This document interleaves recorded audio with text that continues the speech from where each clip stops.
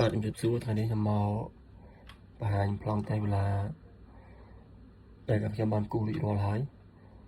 បើសិនជាបងប្អូនពេញចិត្តម៉ូដតែវេលាហ្នឹងຂະຫນាត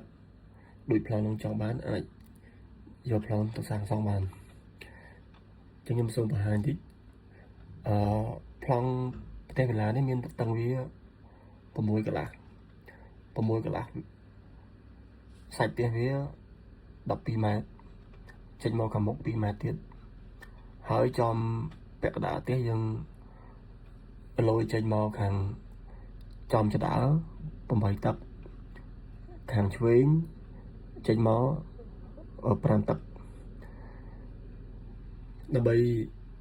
ធ្វើចដាលឡើងផុតបានហើយយើងមានបន្ទប់ទឹកក្រោមចដាលបានព្រោះតែយើងធ្វើលយចេញចំកន្លែងចដាលមិនអាចធ្វើចដាលផុតដូច្នេះនៅពេលដែលយើងដើរចូលច្រកខាងមុខជាន់តដី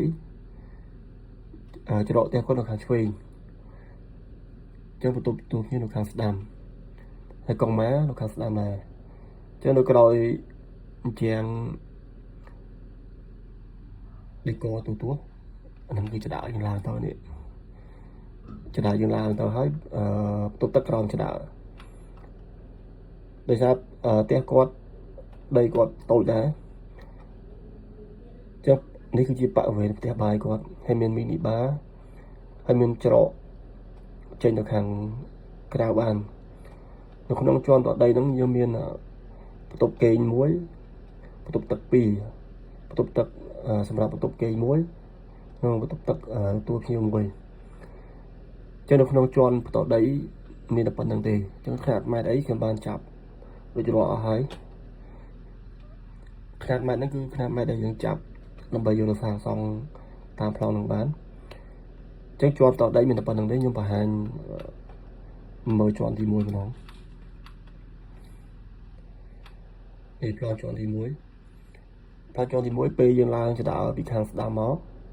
កន្លែងនេះគឺជាបរិវេណយើងអង្គុយលេងឈរលេងបានបន្ទប់ខាងក្រោយមានបន្ទប់គេង2បន្ទប់ទឹក2ដូចគ្នាហើយຂະຫນាតម៉ែត្រខាងខ្ញុំបានចាប់រួចរាល់អស់ហើយទាំងបន្ទប់គេងទាំងបន្ទប់ទឹកទៅពេលយើងបើកទ្វារចូលនៅខាងមុខអានេះបន្ទប់មេវសា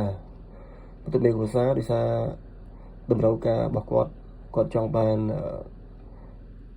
តម្រង់ប្លង់បាទអញ្ចឹងអាហ្នឹងគឺយើងគូសតាមគាត់នៅទល់មុខមេវសាមានរៀនហាលយើងឈរលេងខាងក្រៅបានខាងមុខមួយហើយនិងខាងឆ្វេងមួយដោយសារយើងយកតាមម៉ូដផ្ទះអានេះមានបរិវេណបន្ទប់ដាក់កៅអៅហើយមានបន្ទប់ទឹកមេវសានេះមួយដែរចឹងសរុបមកនៅជាន់ទី1មានបន្ទប់គេង3បន្ទប់ទឹក3ចឹងຂະຫນាតម៉ែត្រខ្ញុំបានចាប់អស់ហើយចឹងយើងមកមើលជាប់ប្លង់ដបូលនេះរូបរាងដបូលផ្ទះគាត់ម៉ូដទេវេលាបើយើងអត់មានលយចេញខាងឆ្វេងលយចេញខាងស្ដាំទេគឺវាអត់សូវស្អាតចឹងយើងបន្ថែមដបូលដើម្បីឲ្យយើងមើលឃើញរូបរាងដបូលទៅវាចេញម៉ូដស្អាតចឹងຂະຫນាតម៉ែត្រអីខ្ញុំបានចាប់អស់ហើយនេះຂະຫນាតម៉ែត្រចាប់ដបូលទៅសទីតាំងជើងគោកអីគឺយើងមានអស់ហើយយើងទៅមើលប្លង់មើលពីមុខនេះប្លង់មើលជំហៀងមុននេះជំហៀងកពស់ផ្ទះអីវាបានចាប់រួចរាល់អស់ហើយកពស់ទ្វារកពស់ប្អួចកពស់ជ្រីអីគឺយើងមានទាំងអស់អានេះយើងមើលពីខាងឆ្វេងអានេះយើងមើលពីខាងមុខនេះម៉ូដមើលពីខាងមុខនេះច្រកនៅខាងឆ្វេងអញ្ចឹងពេលឡើងដល់ជាន់ទី1មានវេរ៉ង់ដាខាងមុខមួយខាងឆ្វេងមួយខាងស្ដាំមួយអាហ្នឹងគឺយើងយកម៉ូដចាំម៉ូដហ្នឹងវាដូចនឹងរូប 3D ដែលខ្ញុំដាក់អញ្ចឹងចាំទៅមើលរូប 3D ទៅខាងមុខវិញណាចឹងប្លង់មើលពីខាងមុខតបនេះប្លង់មើលពីក្រោយនេះຂະຫນាតទ្វារប្អួចខ្ញុំចាប់អស់ហើយ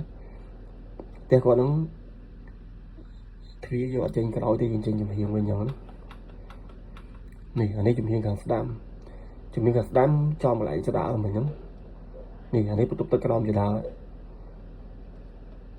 អានេះកញ្ចក់នៅលើចដាឡើងទៅលើវាប្រហូតចឹងណាចឹងຂະຫນາດទ្វារមួយយើងមានឲ្យស្រួលពេលយើងសាងសង់យើងមើលតាមຂະຫນາດម៉ែត្រហ្នឹងទៅបានហើយអានេះប្លង់ចដានេះបន្ទប់ទឹកក្រោមចដាយើងនេះ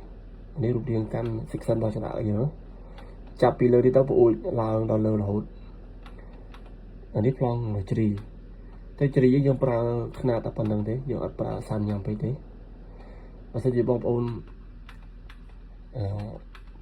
បញ្ចិត្តមុខហ្នឹងអាចយកមុខហ្នឹងសាងសង់បាន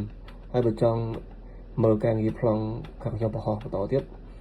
អាចចូល subscribe YouTube ខ្ញុំមួយមកដើម្បីមានវីដេអូថ្មីៗទៀតពេលខ្ញុំបង្ហោះទៅគឺវាលោតចូលនៅក្នុងទូរស័ព្ទឬក៏កុំព្យូទ័រដែលលោកអ្នកកំពុងប្រើប្រាស់សូមអរគុណ